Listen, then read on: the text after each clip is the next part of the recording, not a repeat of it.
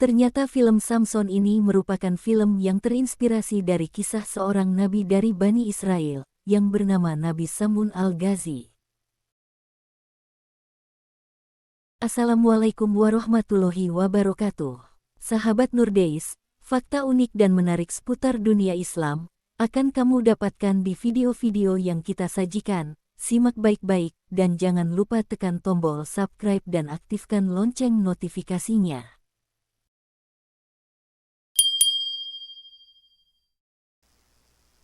Siapa yang tak tahu film Samson? Kebanyakan dari kita sudah tahu akan film tersebut, yakni sebuah film yang menceritakan seorang laki-laki yang memiliki kekuatan heroik, berbadan kekar, yang mampu memberantas segala kezaliman dan menjadi penolong para kaum lemah. Film Samson versi terbaru menjelaskan bahwa pernah ada seorang laki-laki yang hidup di masa Romawi.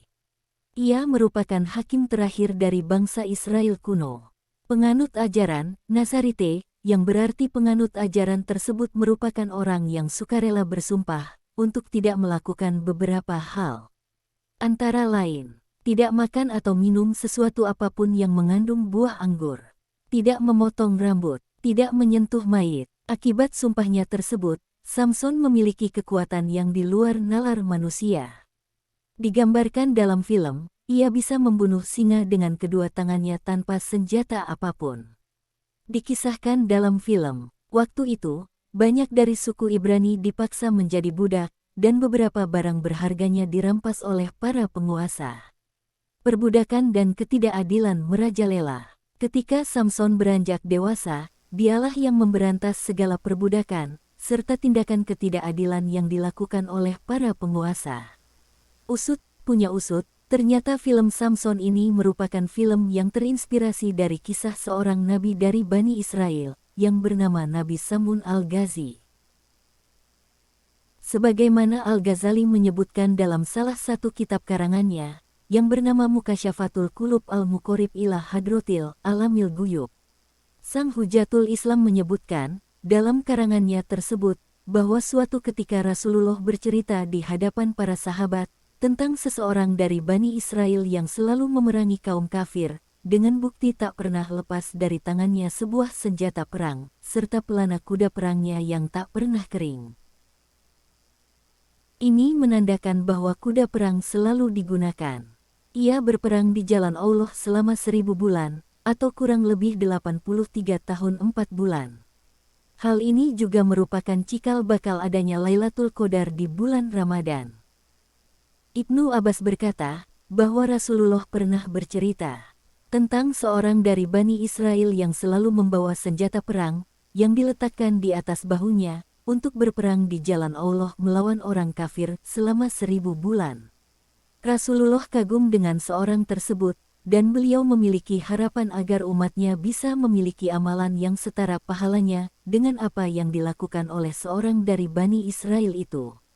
Akhirnya beliau berdoa kepada Allah, "Wahai Tuhanku, Engkau jadikan umatku paling sebentar umurnya, dan paling sedikit amalannya."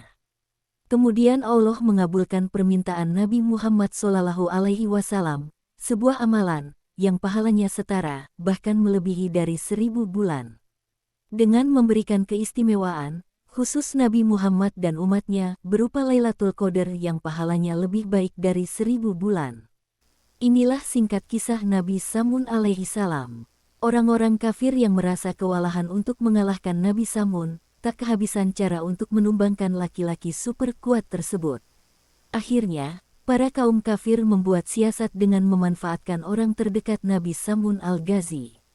Tak lain orang tersebut merupakan istri dari Nabi Samun, yang mengkhianatinya karena diiming-imingi bak, atau satu kantong yang berisi penuh dengan emas. Dengan syarat dia mau bekerja sama dengan kaum kafir, untuk mengalahkan suaminya. Keimanan sang istri goyah akibat melihat sekantong emas yang akan diberikan kepadanya. Akhirnya, dia sepakat untuk bekerja sama dengan kaum kafir, dan mengkhianati sang suami. Ketika sang suami tertidur, sang istri berusaha untuk mengikat Nabi Samun dengan menggunakan sebuah tali. Nahasnya, cara itu tidak berhasil. Dengan kekuatan yang dimiliki sang suami, tali tersebut terlepas dengan mudahnya.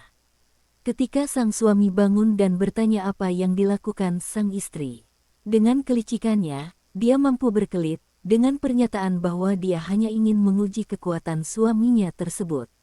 Nabi Samun begitu mudahnya percaya dengan alasan yang disampaikan oleh sang istri. Sang istri yang sudah berada di pihak musuh, dengan kelicikannya, ia tak kehabisan cara untuk mewujudkan keinginan kaum kafir. Seketika ide cemerlangnya muncul, dengan langsung bertanya kepada sang suami akan kelemahan dirinya. Sang suami mengaku bahwa tak ada tali yang bisa mengikatnya, kecuali ia diikat dengan bagian dari dirinya sendiri, yaitu gombak atau gelungnya, rambut kepala yang dijalin, yang panjangnya hingga menyapu tanah.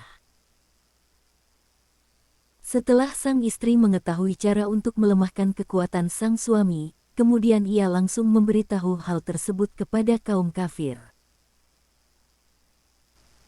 Ketika suaminya tertidur pulas, seketika ia langsung mengikat kedua kaki Nabi Samun dengan 4 ikatan, dan kedua tangannya dengan jumlah ikatan yang sama. Setelah Nabi Samun terikat, seketika itu kekuatannya lenyap. Kemudian orang-orang kafir datang dan membawanya pergi ke sebuah bangunan untuk dibunuh.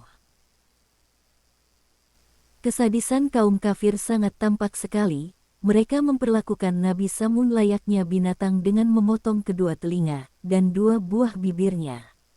Nabi Samun tak berdaya, selain diikat dengan gombak atau gelungnya sendiri, ia juga dikepung serta dipegang oleh komplotan dari kaum kafir.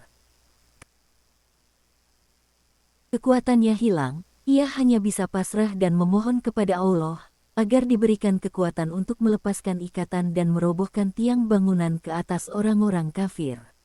Allah Subhanahu wa Ta'ala mengabulkan doa tersebut, dan ikatan yang membelenggu Nabi Samun alaihi salam terlepas. Ia kemudian menggerakkan tiang, dan seketika atap rumah tersebut roboh membinasakan semua orang kafir. Wallahu a'lam bishawab.